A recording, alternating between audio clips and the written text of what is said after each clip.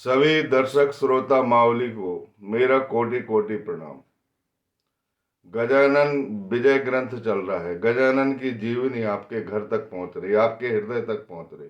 हे बेटा बेटी, गजानन विजय ग्रंथ के 10वें अध्याय की कथाएं आप सुन रहे हैं। मैं आपके चरणों को प्रणिपात करता हूं। ध्यान पूर्वक इन कथाओं को सुनिए और अपना आत्म सुधार करके आत्म कल्याण कीजिए। जो गजानन चरित की कथाएं सुनता है उसके घर में कोई आदि व्याधि नहीं रहती, कोई संताप नहीं रहता, कोई दुख नहीं रहता, कोई संकट नहीं रहता, कोई बाधा नहीं रहती। 10वें अध्याय में आपने 3 कथाएं सुन चुके हैं। ये चौथी कथा है। लो कारंजा के लक्ष्मण घोड़े की कथा है। धन धान्य से संपूर्ण, घर में रुपया पैसे की कोई कमी नहीं, लेकिन पति को पेट में व्याधि उत्पन्न हुई। बहुत इलाज कराए, बहुत वैद्यों को दिखाए, परिहारों को दिखाए, झाड़ फूक कराई, लेकिन कोई आराम नहीं मिल रहा था। पैसे धेले कोई काम नहीं आ रहे थे। किसी ने बताया कि सेगांव में गजानन महाराज है जो बहुत समर्थ हैं और बहुत वैराग्य है उनको, और जो कुछ कहते हैं वो, यदि उनका आशीर्वाद मिल जाएगा तो लक्ष्मण का यह पेट दर्द बंद हो सकता है। किसी ने समझा। यह पुण्य कथा सुनकर, उनकी लीलाएं सुनकर लक्ष्मण घोड़े की कांता जो है वो महाराज के चरणों तक पहुंची। उस समय महाराज आम खा रहे थे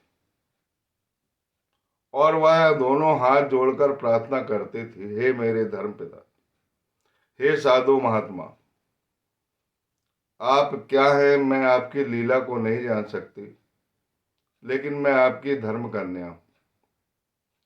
मुझे संकट से बचाइए, मेरे पति को संकट से मुक्त करिए। गजानन महाराज ने इसमें हास्य किया और उस आम को उनकी तरफ फेंक दिया और कहने लगे कि अपने पति को ये आम खिलाइए, इससे इसकी सारी व्याधि दूर हो जाएगी। बेचारी आम लेकर एक तरफ खड़ी हो गई और भी भक्त गणों का तांता लगा हुआ था और वह ध्यान पूर्वक उसे उन्हें देख रही थी। उसकी आंखों से अविरल आंसू बह रहे थे। तभी भास्कर पाटिल ने बोला, बहन जी आप देर मत कीजिए, आपको प्रसाद मिल चुका है। जो महाराज ने जो आम दिया है वह अपने पति को खिलाइए और उनकी व्याधि निश्चित ही दूर हो जाएगी। वह कारंजा वापिस आती है और वापिस आने के बाद अपने घर वालों को, अपने सेवकों को, अपने आश्रितों को, अपने रिश्तेदारों को ये बात बताती है कि गजानन महाराज ने ऐसी लीला की है, और उसके बाद अपने पति को आम खाने के लिए दे देती है और पति आम खा लेता है। यह बात जो है गांव भर में फैल जाती है और वैद्य भी आ जाते। वैद्य भी कहते हैं कि शास्त्रों में पेट के दर्द के लिए आम जो है वर्जित, कुपथ है। जो चारों शास्त्र मैंने पढ़ा हूं और मैं इसका ज्ञाता भी हूं और मुझे इसका विशेष अध्ययन है, मैंने इसका प्रयोग भी किया है। आम जो है कुपथ है। तुमने आम खिला के बहुत गलती की। तुम्हें ये आम खुद खा लेना था। अर्धांगिनी अगर खा लेती है तो पति को भी आराम मिल जाता है, लेकिन तुमने साधु महात्मा पर विश्वास किए। इसका फल तुम देख लो। आश्चर्य, महान आश्चर्य। इसका फल यह देखने को मिला कि लक्ष्मण घोड़े की अब जान नहीं बचेगी और अब वो जान जाने वाली है। सभी वैद्यों ने ये बोल दिया था और सभी वैद्य पहले हार चुके थे और उसकी हालत भी इतनी खराब हो चुकी थी कि जब गजानन महाराज के पास उसे 4 आदमी ने लाद के ले गए थे डोली बनाकर, वो प्रणाम करने के लायक भी नहीं था। उसकी पत्नी ने ही उनका प्रणाम की थी और कही थी कि मैं तुम्हारी धर्म कन्या हूँ और मेरे पति को सुधार दीजिए, इसके पेट में बहुत दर्द है और मेरे घर में कोई कमाने खाने वाला नहीं है। महाराज को दया आई, उन्हें खाता हुआ आम दे दिया और उन्हें उस आम को खिला भी दी। लोगों ने भला बुरा कहा, लेकिन उस आम से उसके पति की सेहत बिल्कुल ठीक हो गई और धीरे धीरे वह आदमी जो मृत होने वाला था, वह उसके शरीर में ताकत आ गई। इसके बाद लक्ष्मण घोड़े स्वयं आया, अपनी पत्नी के साथ महाराज से कहने लगा विनीत होकर, हे महाराज जी, आपके चरण धूलि मेरे घर में लगना चाहिए। आपकी कृपा से मैं ठीक हो गया हूं और आपको आना ही पड़ेगा। विशेष निवेदन करा, बहुत प्रयास करा, बहुत प्रार्थनाएं की। तब गजानन महाराज ने बोले कि तुम चलो, मैं आता हूं। और गजानन महाराज अपने कुछ शिष्यों के साथ, 2 शिष्यों के साथ गए थे, मुझे नाम याद नहीं आ रहा है, एक शंकर था, एक और कोई था।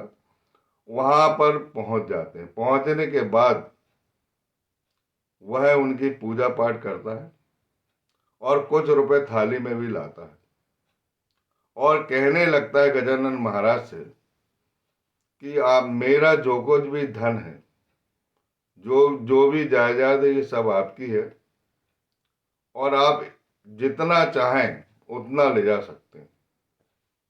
गजानन महाराज ने कुछ नहीं बोला। उसके बाद जब जाने लगे, तब गजानन महाराज ने उनसे तिजोरी की चाबी मांगी, क्योंकि वो आदमी दाम्भिक था। बोलने की बात और कुछ होती है और हृदय की बात कुछ और होती है। लोग कहते हैं, अभी भी आप देखना, जब भी जगदीश जी की आरती होती है, तन मन धन सब कुछ है तेरा, तेरा तुझको अर्पण क्या लागे मेरा। परमात्मा अगर भिक्षुक बन के आ जाएगा तो कुछ नहीं देते लोग, केवल बेवकूफ बनाने की बात रहती। मन को पवित्र करना सहज नहीं होता, उसके लिए ईश्वर कृपा होना चाहिए। और ईश्वर की कृपा तभी हो सकती है जब संत मिलते हैं। संत कृपा होने के बाद भी आदमी त्यागी हो सकता है, उसे आसक्ति नहीं रहती, वह अपनी धन संपदा अपने सदगुरु के नाम कर देता है। लेकिन यह बड़ा दाम्भिक निकला। महाराज ने इनकी तबीयत तो ठीक कर दी और उसको वहां जाकर यथासांग उनने पूजा भी किया और पूजा करने के बाद कहने लगा कि ये सब कुछ आपका है। गजानन महाराज ने आखिरी में चाबी मांगी कि आप ये चाबी दे दो मुझे तिजोरी देखना है आपकी। हालांकि गजानन महाराज बैरागी आदमी, उनके शरीर पर कुछ नहीं, केवल एक हाथ में चिलम रहती। जो मिलता है खा लेते हैं, नहीं मिलता है नहीं खाते। उनकी साधना जन कल्याण के लिए बड़े अद्भुत थी। वो पर ब्रह्म के सत्य स्वरूप को जानना चाहते थे, इसलिए उन्होंने पागलपन ओढ़ के रखा था। लोग उन्हें पागल कहते थे, लेकिन उनकी कृति से वह आदमी ठीक हो जाता है और पूजा भी करता है। पूजा करने के बाद कहता है कि जो कुछ लगता है आप ले जाइए। तिजोरी के सामने खड़ा होता है, महाराज ले जाइए, जो कुछ लगता है ले जाइए। गजानन महाराज गुस्सा हो जाते हैं और कहते हैं कि मैं तो तेरा धन बढ़ाने आया था और तू ही बोल रहा था कि ये सारा धन तुम्हारा हुआ, सारी संपत्ति तुम्हारी हुई, और मैंने चाबी मांगा तो तू तिजोरी के सामने आके बैठ गया। ऐसी दाम्भिकता से कहाँ चलेगा? अगर श्रीहरि ऐसी दाम्भिकता को कैसे स्वीकार करेंगे? हे बेटा बेटी, इस कथा से हमें ये शिक्षा मिलती है कि जो कुछ अपने से होता वही देना चाहिए, जो नहीं होता नहीं देना चाहिए। कह देना चाहिए कि हम सांसारिक आदमी हैं, हम तुमसे भिक्षा मांग रहे हैं, हम तुमको कुछ अर्पण नहीं कर सकते। अगर अर्पण करने की भावना है, यदि अर्पण करने की भावना है, मन बना रहे हो आप, तो हमेशा प्रयास करना चाहिए। तन मन धन सब कुछ है तेरा, ऐसा कर दे मन मेरा, तेरा तुझको अर्पण करूं, दास रहूं मैं तेरा। इसके अलावा मुझे कुछ नहीं चाहिए। अगर ऐसा प्रयास, ऐसा अभ्यास करते जाओगे तो आपके मन में पवित्रता हो जाएगी और जब एक दिन पवित्रता हो जाएगी तो तुम समझने लगो कि मैं तो ये काल्पनिक मालिक हूँ, असली मालिक तो श्री हरि है। जब ऐसे भाव उत्पन्न हो जाते तब आपको ऐसी बातें करना चाहिए। मन में तुम्हारे दाम्भिकता भरी है, देना कुछ नहीं है, ऊपरी दिखावा इतना अधिक कर दिया तुमने जिसकी कोई सीमा नहीं, अब लो इसका स्वाद चखो। ऐसा चाबी फेंक के गजानन महाराज वापिस आ जाते।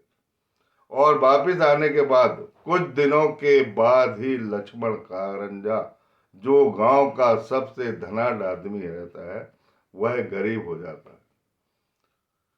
इसीलिए हे बेटा बेटी, आज के दिन गजानन महाराज को जो कुछ भी चढ़ाना चाहते हो आप, जो इच्छा है आपकी, उतना ही चढ़ाइए और उनसे कहिए कि हमारे मन को पवित्र करने की विधि बताइए, और यह कथा आपके मन को पवित्र करेगी।